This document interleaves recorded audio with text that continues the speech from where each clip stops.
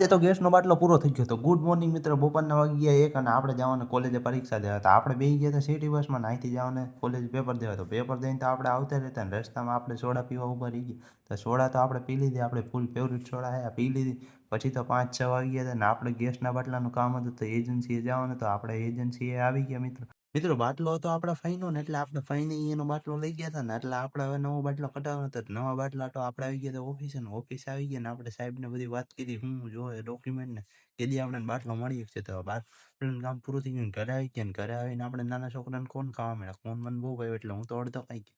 પછી તો રાતનો ટાઈમ થઈ ગયો ને ખાઈ પીને અમે તો આવી ગયા ગેમ રમવા.